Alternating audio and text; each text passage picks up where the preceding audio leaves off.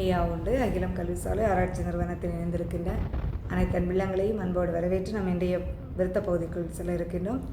திருவாசக விருத்தத்தினுடைய தொடர்ச்சியை நாம் பார்க்க இருக்கின்றோம். விருத்தம் காண்பார் தர்ம கண்காட்சை கண்டே மரணோ இல்லாமல் காண்பாரென்னோ கழி கூர்ந்து கண்ணோன் பதத்தை கண்ணாடி காண்பார் நீத கண்ணாலே கருணாகரராய் கௌவையற்று காண்பாரென்றும் கைலாசம் கண்டே நன்றாய் வாழ்வாரே.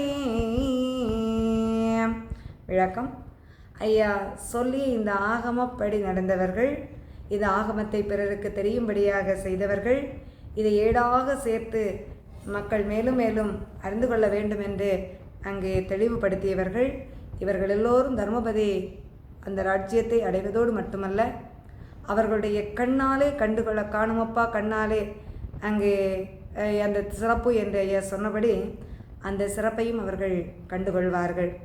காண்பார் தர்ம கண்காட்சி, அந்த தர்மீகத்தினுடைய சிறப்பு எப்படி இருக்கும், அந்த தர்ம சிந்தனையினுடைய வெளிப்பாடு எப்படி இருக்கும், எவ்வளவு பெரிய நன்மைகளை அது கொண்டு சேர்க்கும் என்பதை தெரிந்து அந்த இறப்பு பிறப்பில்லாத அந்த பேரின்ப வாழ்வை அடைவது என்பது எவ்வளவு சிறப்பான வாழ்வு என்பதை உணர்ந்து அங்கே என்றைக்கும் களி கூர்ந்து என்றைக்கும் சந்தோஷமாக எந்தவித துன்பங்களுக்கும் தர்மீக வாழ்வு அப்படிங்கிறது எந்தவித வேதனைகளும் இல்லாத வாழ்வு. இந்த கலியுகத்தில் இருப்பது போல துன்பங்கள் என்பது அங்கு இல்லை. அப்படிப்பட்ட ஒரு சிறப்பான வாழ்க்கையை அவரவருடைய கண்ணால் காண்பதற்காக செய்வேன். அதாவது இறைவனுடைய நம்மளுடைய உள்ளம் தீமையாகப்படுகின்ற போது இந்த ஆகமத்தை படித்து அகப்பகை என்று சொல்லக்கூடிய அந்த தீமைகள் நம்மை விட்டு விலக்கப்படுகின்ற போது அந்த தீமைகளை நம்முடைய வாழ்க்கையில் அங்கே ஏற்றுக்கொள்ளாதபடி நாம் நம்முடைய வாழ்க்கையை மாற்றி அமைக்கின்ற போது நாம் சிறப்பான ஒரு வாழ்வை நம் இறைவனை உள்ளுக்குள் கண்டுகொள்ள முடியும்.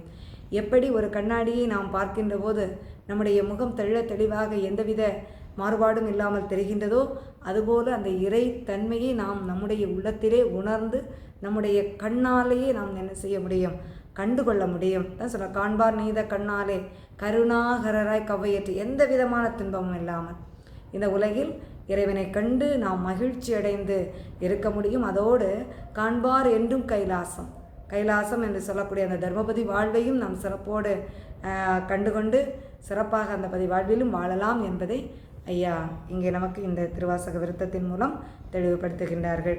ஐயா உண்டு.